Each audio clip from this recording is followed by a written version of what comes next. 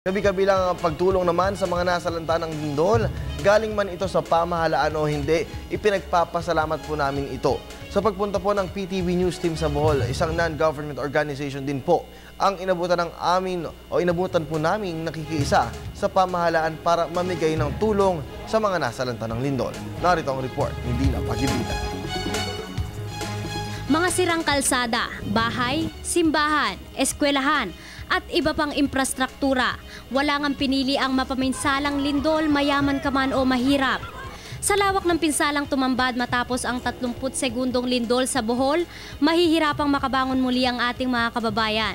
Ngunit dahil sa bayanihan na ipinapamalas ng bawat Pilipino, gayon din ang ating mga karatig bansa, hindi katakatakang unti-unti ay ngingiti muli ang bawat Boholano. Patunay dito ang patuloy na pagdating ng tulong mula sa pamahalaan.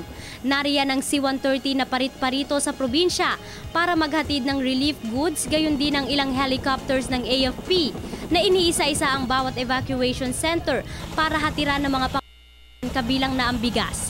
Kami po ay nagpapasalamat po sa ating Pangulo, si Noynoy Aquino, at yung kabinete niya. Very quick response po ang binigay sa Bohol po. Within 24 hours after the incident, the President was already here presiding the meeting of the National Disaster and Risk Management Council together with the Cabinet. Kabi-kabila rin ang paghahatid ng mga tulong mapapagkain man, mga kumot at pinansyal ng iba't ibang pribadong sektor.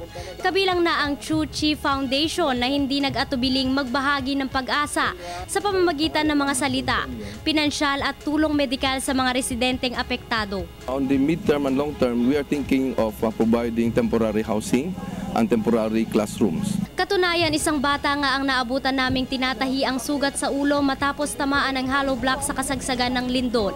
Magpapahatid din ng tulong pinansyal na nagkakahalaga ng $100 ang bansang Taiwan para sa mga apektadong residente. Gayon din makikiisa sila sa layunin ng gobyernong makapagbigay ng pangmatagalang tulong sa mga apektado. Taiwan government has already pledged to donate $100,000 in cash to assist the relief and rescue missions in the devastated area. Tunay ngang ang pagbabayanihan ay ang pakikiisa ng bawat mamamayan, lalo na sa oras ng pangangailangan. Para sa Telebisyon ng Bayan, ako si Dina Pagibitan.